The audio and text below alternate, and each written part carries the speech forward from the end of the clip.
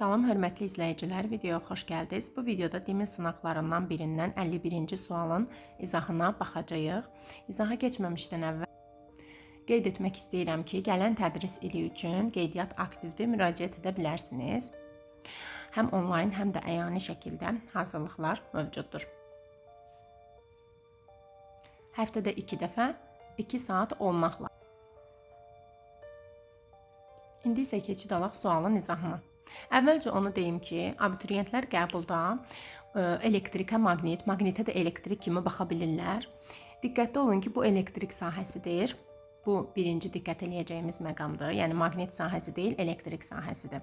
Çünki yüklü zərrəciyi maqnit sahəsinə də daxil edib soruşa bilir, elektrik sahəsinə də daxil edib soruşa bilir.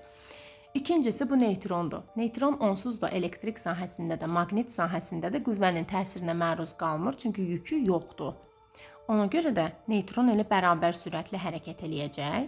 Sürəti zamandan asılı olaraq dəyişməyəcək. Sürəti sabit qaldığı üçün P bərabər mv olduğundan sürət sabit qalanda impulsu da sabit qalacaq. D variantı. İndi məsələn, burada olsaydı, tutaq ki, elektron. İntensivlik xətləri də yönəlir müsbətdən mənfiyə. Elektron mənfiyə gedəndə müsbət tərəfindən burada cəzb olunacaq. Qüvvə ilə sürət əks istiqamətdə olduğuna görə elektron yavaşayan hərəkət eləyəcək. Onda doğru cavab elektron üçün C variantı olardı.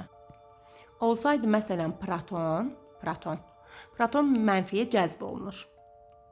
Onda proton qüvvə ilə sürət eyni istiqamətdə olduğu üçün yeyinləşən hərəkət eləyərdi. Olardı cavab B variantı. Əgər olsaydı bu maqnit sahəsinə yüklü zərrəcik paralel daxil olanda istəyir elektron olsun, istəyir proton olsun, onsuz da neytrona heç təsir eləmir, bərabər sürətlə hərəkət eləyəcək. Çünki paralel daxil olduqda F Lorentz bərabər QVB sinüs alfa düsturuna əsasən ona Lorentz qüvvəsi təsir etmir.